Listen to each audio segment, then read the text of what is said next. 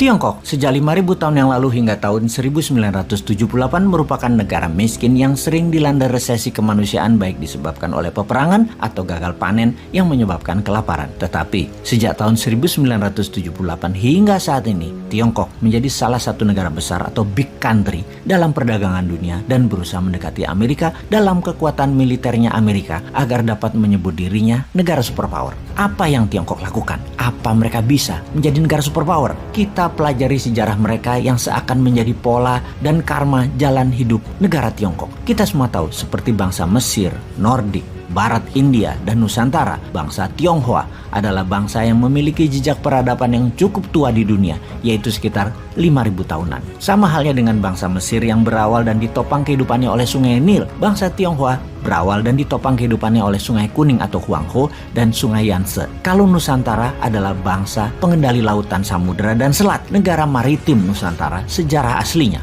Tiongkok selama ribuan tahun dipimpin oleh raja-raja dan dinasti. Pertama, Tiongkok dinastinya adalah Xia sekitar 2070-an hingga 1600 sebelum Masehi. Penggantinya adalah dinasti Shang 1600 sebelum Masehi hingga 1046 sebelum Masehi. Kemudian diganti oleh Zhou yang merupakan dinasti terlama dalam sejarah Tiongkok, yaitu sekitar 790 tahun dari 1046 hingga 256 sebelum Masehi. Setelah dinasti Zhou runtuh di tahun 256 sebelum Masehi, timbullah kerajaan kecil-kecil yang senantiasa saling berperang, dan di dalam saling berperang itu mereka acap kali juga saling bersekutu untuk mengalahkan kerajaan lain. Dan setelah menang, biasanya persekutuan itu pecah dan berbalik menjadi permusuhan. Masing-masing mencari sekutu lain dari negara lain dan saling serang lagi. Pengganti dinasti Qin adalah dinasti Han dari 206 sebelum Masehi hingga 220 Masehi yang didirikan oleh seorang pemimpin rakyat petani biasa yang bernama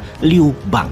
Han adalah nama suku bangsa mayoritas di Tiongkok. Dinasti Han meredup sekitar tahun 220, maka negara terpecah menjadi tiga, yaitu negara Su dipimpin Liu Bei, negara Wei dipimpin Cao Cao, negara Wu dipimpin oleh Sun Quan. Inilah kisah roman Samkok yang berlangsung dalam periode ini yang selalu saling berperang dan tuntas pada tahun 280 dengan berdirinya dinasti Jin 265 hingga 420 Masehi sebagai pengganti dinasti Han. Pada tahun 420 dinasti Jin tumbang, negara Tiongkok terpecah dua menjadi wilayah utara Wei dan Liu Song di selatan yang juga saling berperang. Keduanya akhirnya runtuh dan beberapa dinasti yang berumur pendek menggantikannya. Sebelum akhirnya seseorang bernama Yan Jian berhasil mempersatukan Tiongkok kembali dan mendirikan dinasti Sui pada tahun 581. Dari periode dinasti Sui, Tiongkok selalu terjadi perang di dalam negeri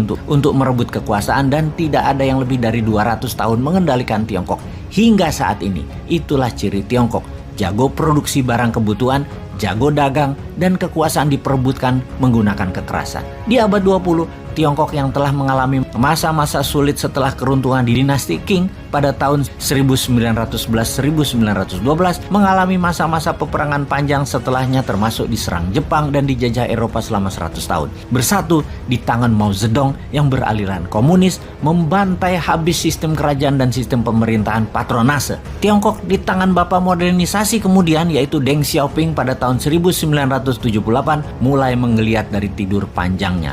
Deng mempunyai visi dan misi jelas, yaitu membuat Tiongkok menguasai dunia dan mulai menjalankan program-programnya, yaitu membuka diri dan memodernisasikan Tiongkok dalam segala bidang, terutama bidang ekonomi, bidang militer, dan teknologi tinggi. Selama 4 dekade terus-menerus, Tiongkok di masa kini telah menjelma menjadi negara adidaya baru yang kemampuannya dalam segala bidang sejajar dengan Amerika. Belum pernah terjadi dalam sejarah sebuah bangsa di dunia seperti yang sekarang sedang terjadi dilakukan oleh bangsa Tiongkok, di mana di tahun 1978, Tiongkok adalah salah satu negara termiskin dan terbelakang.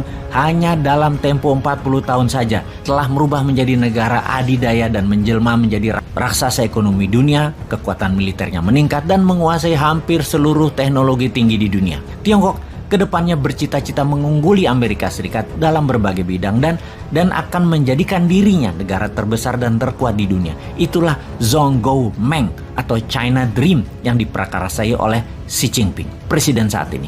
Lalu Indonesia ke depannya bagaimana? Pastinya jangan terpesona dengan Tiongkok dan jangan mau jadi babunya Tiongkok. Juga jangan terpesona dengan penghisap darah yaitu Amerika. Tiongkok akan jadi negara yang selalu berperang di dalamnya. Tiongkok selalu menjual diri mereka dengan propaganda agar terlihat hebat seperti halnya negara-negara beraliran komunis dan otoritarian lainnya. Kalau Amerika itu negara swasta, juga suka perang negara itu. Faktanya saat ini adalah keduanya perlu bahan baku sumber daya alam dan perlu pangan. Kerjasama dengan keduanya, negara Indonesia harusnya dari sisi kesejajaran, saling hormat, bukan mengemis hutangan, bukan jualan barang produksinya mereka, bukan sumber daya alam kita disedot oleh mereka. Jangan seperti selama ini kita kalah dagang, kalah wibawa, kalah bersaing dan kalah tawar. Sungguh pola Tiongkok itu kuatnya sebentar, terus perang lagi di dalamnya, saling sikut dan saling bantai. Kita kembali ke Indonesia sekarang. Pastinya dalam 20 tahun terakhir ini Indonesia pemerintahannya berciri miring ke Amerika atau miring ke Tiongkok yang membuktikan satu hal, belum bisa membawa kesejahteraan bagi rakyat dan belum bisa membuat negara berdaulat. Salah satunya adalah belum bebas hutang. Tidak ada satupun pejabat dan pemerintahan yang terbukti membuat bangsa dan negara Indonesia menjadi negara besar sejajar dengan keduanya atau menjadi lebih kuat dari keduanya. Bahkan calon yang akan bertanding di 2024 nanti pun tidak punya visi dan misi tersebut, yaitu membuat Indonesia menjadi negara superpower 2045. Sungguh Indonesia perlu orang semacam Deng Xiaoping, perlu Gajah Mada baru yang punya kapasitas level dunia, punya kemampuan level dunia, punya visi dunia, dan punya tim yang mendedikasikan dirinya untuk membangun bangsa dan negara agar bukan lagi menjadi negara penghutang, bukan lagi menjadi negara tunduk dalam aturan asing, bukan menjadi bangsa babu dan bangsa kuli. Siapakah mereka yang harus duduk dan menjabat yang membuat Indonesia berdaulat dan perkasa itu? Rasanya hanya kaum Newman deh.